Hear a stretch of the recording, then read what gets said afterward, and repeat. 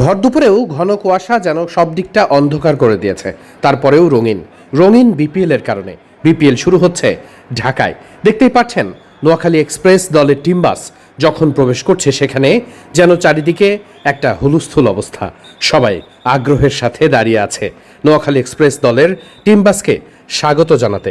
উৎসাহী দর্শকদের তখন এক সাইড করে আলাদা নিয়ন্ত্রণ রাখতেই ব্যস্ত প্রশাসনিক কর্মকর্তারা।